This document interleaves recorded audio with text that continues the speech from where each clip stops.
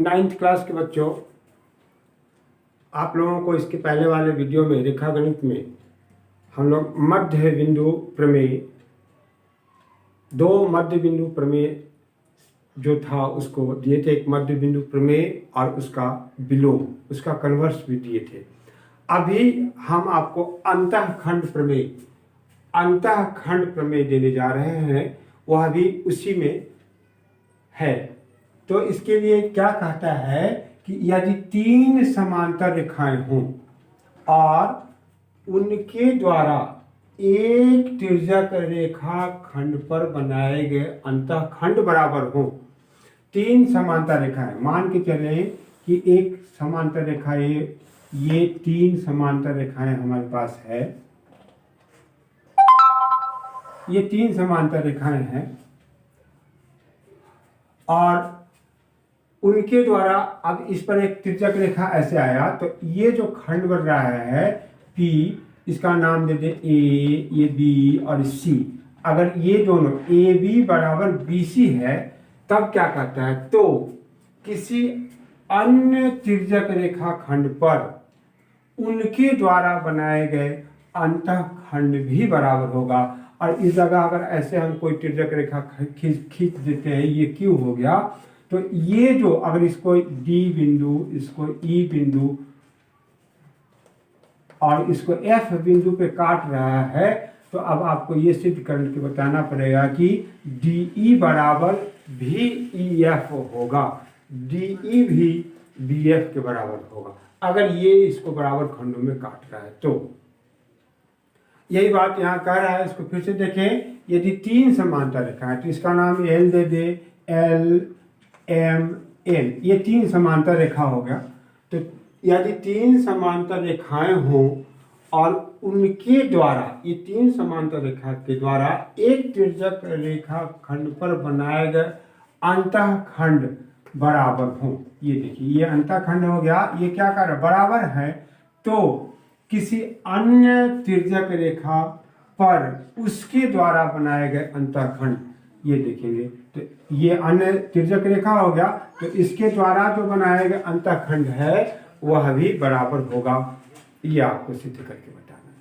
तो इसको, इस थ्योरम को समझ गए होंगे, इसको हम लोगों को सिद्ध करके बताना है। तो इसको हम हटा के फ्रेश फिगर आपको दे रहे हैं। तो इसको देखिए, ये अंतःखंड प्रमेय है, इसका नाम अंतःखंड, मध्य बिंदु प्रमेय, उसका विलोम, और ये हो गया अंतःखंड प्रमेय। इसमें ये मान ले तीन समांतर रेखा हो गए, L M N, ये P कोई तिर्यक रेखा है, इसको A बिंदु पर, ये B बिंदु पर और ये C बिंदु पर इसको प्रतिच्छेद करती है।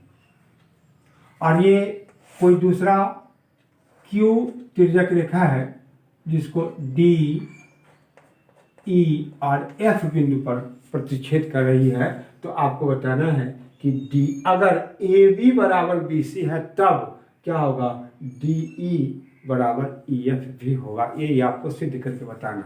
तो दिया हुआ है कि लिखेंगे, दिया हुआ है कि L, M और N तिर्यक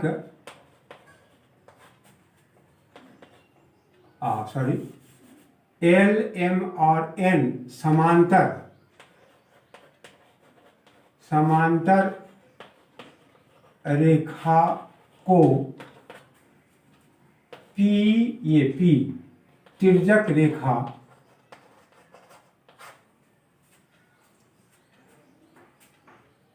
क्रमशः A, B तथा C बिंदु पर इस प्रकार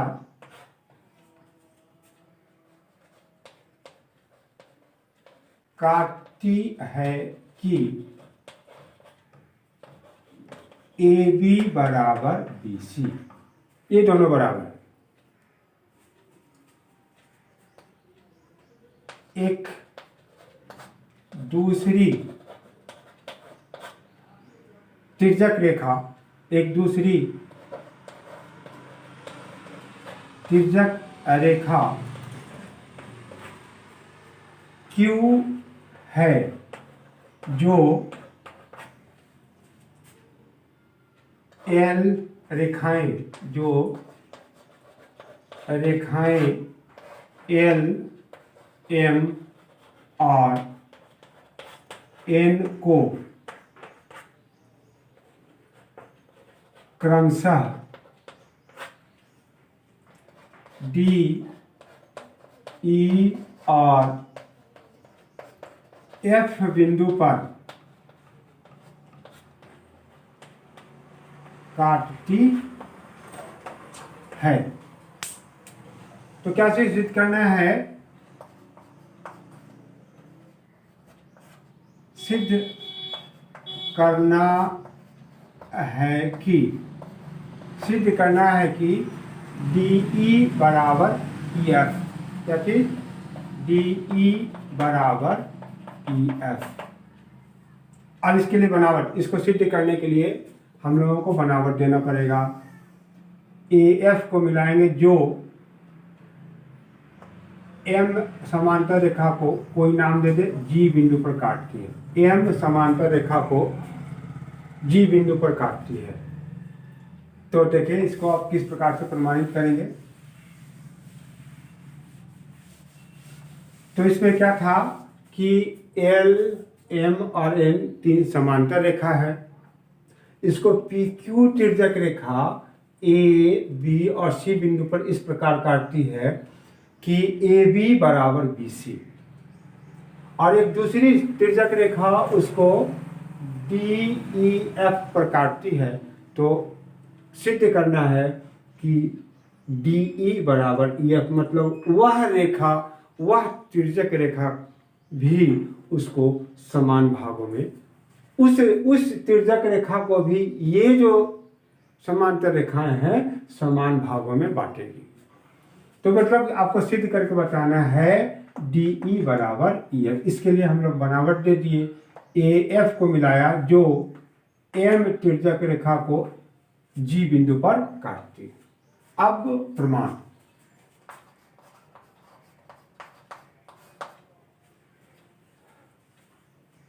त्रिभुज ACF में, त्रिभुज ACF में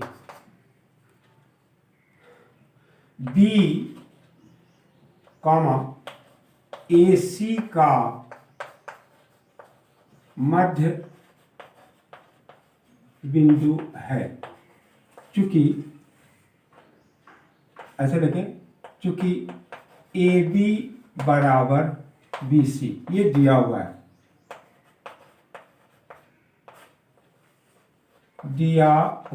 है, AB बराबर BC ये दिया हुआ है, और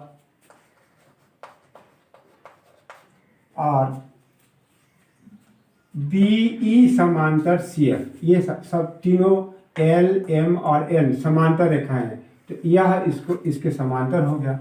यहाँ लिखेंगे BE समांतर CF, इसलिए AG बराबर GF, AG बराबर GF। ये AG बराबर GF कैसे हम बोल दिए? तो इसलिए बोल दिए कि इसमें मध्य बिंदु प्रमेय का विलोम कहता है कि किसी त्रिभुज में अगर एक भुजा के मध्य बिंदु से दूसरी भुजा के समांतर रेखा खींचे तो वह तीसरी भुजा को समद्विभाजित करती है। यहाँ इस बात को लिख देते हैं, इसको हम लोग एक मान लें। यहाँ लिखेंगे चूंकि किसी त्रिभुज की एक भुजा के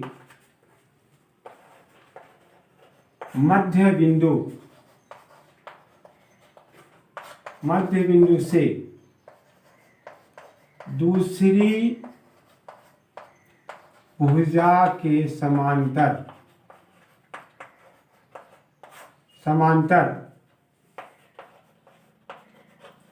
खींची गई रेखा तीसरी भुजा को समद्विभाजित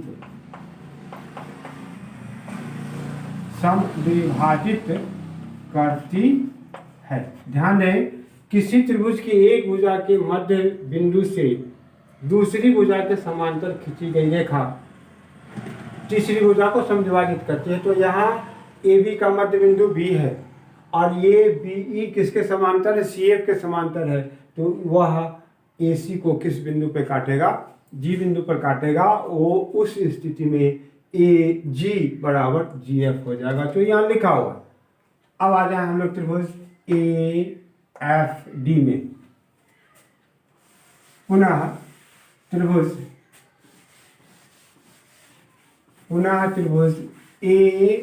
AFD, पुनः त्रिभुज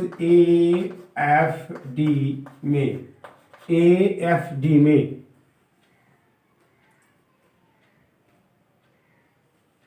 AF का मध्य बिंदु G है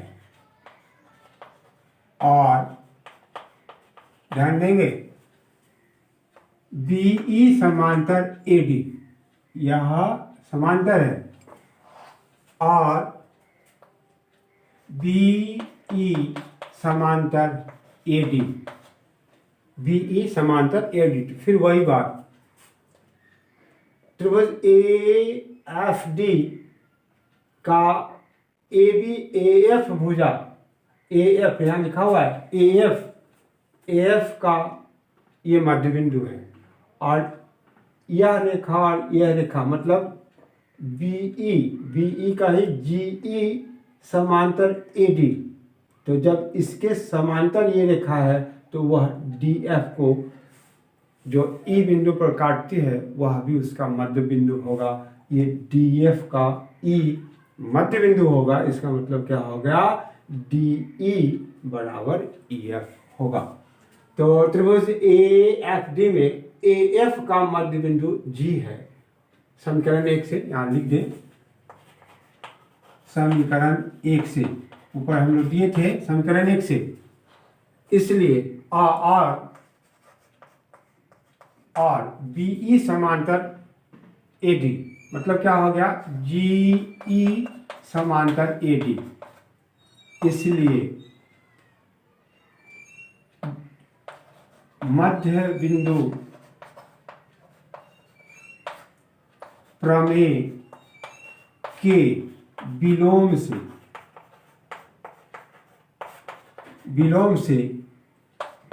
E, DF का मध्य बिंदु होगा। इसको विस्तृत करके हम पहले लिखा चुके हैं। इसलिए DE बराबर EF। मध्य बिंदु प्रमेय से संबंधित ये 3 थ्योरम था। एक मध्य बिंदु प्रमेय, मध्य बिंदु का विलोम और यहाँ पे अंतःखंड प्रमेय, जिसको हम आपको बता दिए। अब नेक्स्ट वीडियो में दूसरा थ्योरम, फिर इसके आगे का थ्योरम हम आपको बताएंगे।